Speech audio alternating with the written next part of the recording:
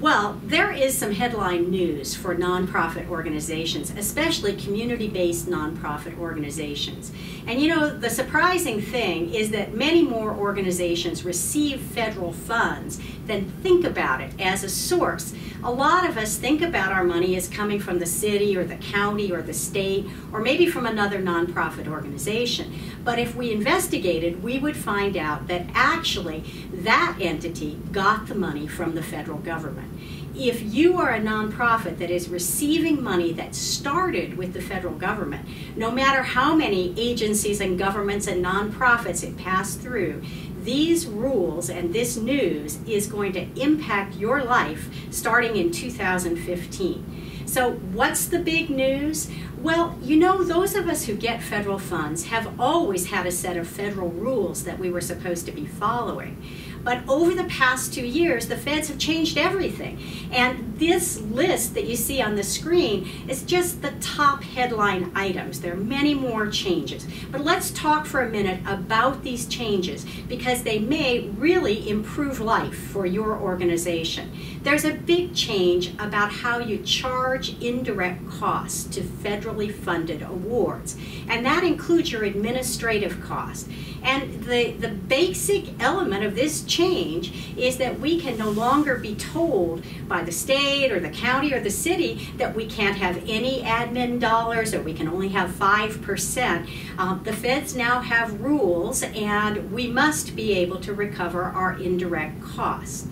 There's also news for organizations that do have a federally negotiated indirect cost rate.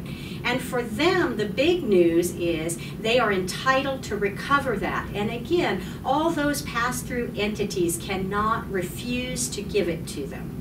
There are also changes in what we have to do to document personnel costs that are going to be charged to federal awards. And the rules are actually easier to follow, but it's important to understand what they are.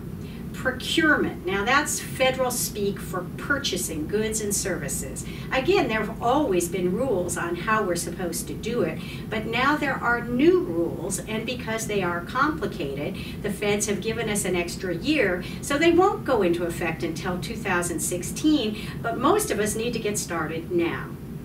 One piece of good news that sounds small, but it's going to eliminate a big hassle, and that is that feds have decided that computers that cost less than $5,000 can be treated as expenses. So no more elaborate depreciation schedules and rules about equipment when it's just computers that we're buying.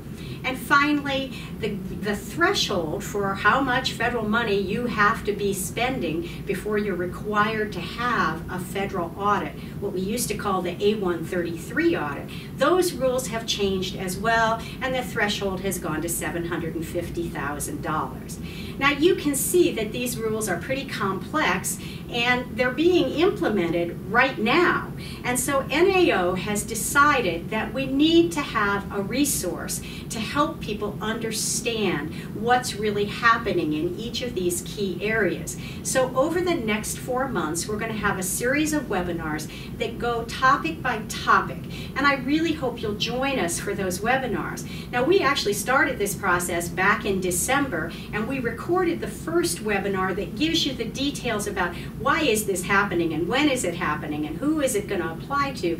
And you can download that webinar from the NAO website.